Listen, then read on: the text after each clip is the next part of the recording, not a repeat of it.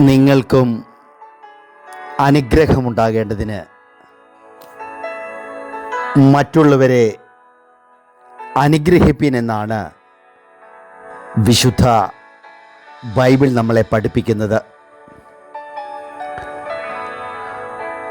മറ്റുള്ളവരുടെ നന്മയിൽ,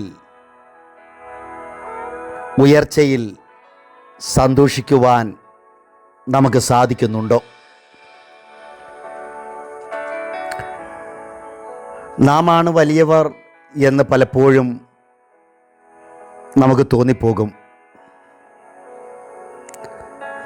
മറ്റുള്ളവരുടെ നന്മയിൽ സന്തോഷിക്കുന്ന മനോഭാവമാണ് സന്തോഷത്തിൻ്റെ ശരിയായ ഉറവിടം. നമ്മുടെ ബന്ധുവാകട്ടെ, സ്നേഹിതരാകട്ടെ,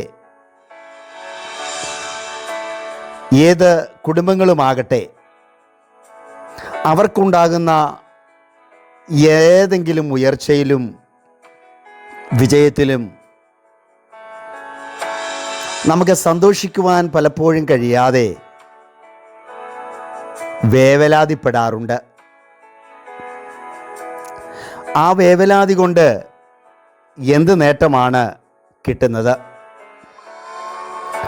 അസൂയപ്പെട്ടിട്ടോ, അവരെ ഇകഴ്ത്തി പറഞ്ഞതുകൊണ്ടോ,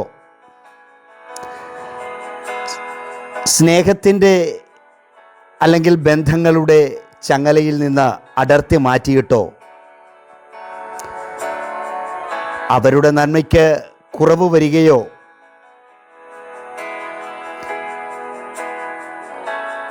അത് കാണുന്ന അസൂയക്കാർക്ക് അത് ലഭിക്കുകയോ ചെയ്യുന്നില്ല.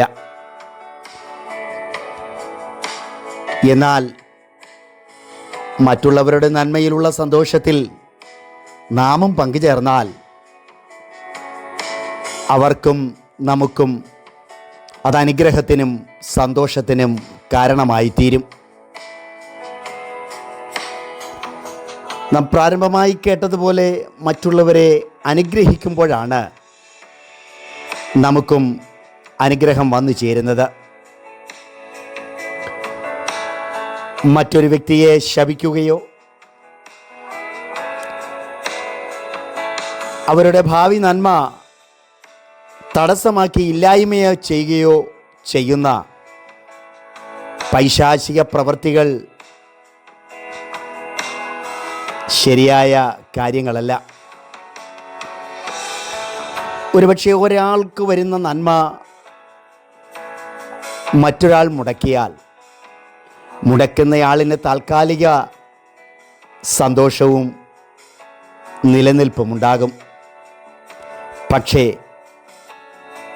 അതിൻ്റെ മറുപടി നാം അനുഭവിക്കേണ്ടതായി വരും എന്ന് മറന്നു പോകരുത്. ഒരാൾക്ക് ലഭിക്കുന്ന നേട്ടങ്ങളിൽ ആരൊക്കെ കണ്ണുകടിച്ചാലും വേദനിച്ചാലും ആ നേട്ടം അവരിലേക്ക് തന്നെ എത്തിച്ചേരും. അത് ദൈവത്തിൻ്റെ ഒരു പദ്ധതിയാണ്. ഒരു കാലഘട്ടം വരെ പല വഴികളിലൂടെ നമുക്കവരുടെ നന്മകളെ അടച്ചു കളയുവാൻ സാധിച്ചെന്ന് വരാം.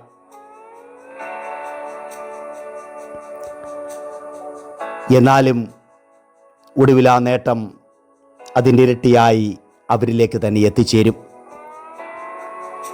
അങ്ങനെയെങ്കിൽ അറിഞ്ഞുകൊണ്ട് എന്തിനാണ് മറ്റൊരാളിനെ നാം ഉപദ്രവിക്കുന്നത്? ആ സന്തോഷത്തിൽ, അവർക്ക് ലഭിക്കുന്ന നന്മകളിൽ സന്തോഷത്തോടെ നമുക്കും പങ്കുചേരാം. അതല്ലേ ഉചിതം? കണ്ണുകടിയോടെ പ്രാർത്ഥിക്കുന്നതിനേക്കാൾ കണ്ണുനീരോടെ മറ്റുള്ളവരെ അനുഗ്രഹിച്ച് നമുക്ക് പ്രാർത്ഥിക്കാം, അവരെ അനുഗ്രഹിക്കാം, അവരെ ആശീർവദിക്കാം. അതാണ് ദൈവം ഇഷ്ടപ്പെടുന്ന പ്രാർത്ഥന. ആകയാൽ നമുക്ക് ദൈവകരങ്ങളിൽ സമർപ്പിച്ചു കൊടുത്തുകൊണ്ട് മറ്റുള്ളവർക്ക് വേണ്ടി പ്രാർത്ഥിക്കാം. കർത്താവ് നമ്മെ അനുഗ്രഹിക്കുമാറാകട്ടെ.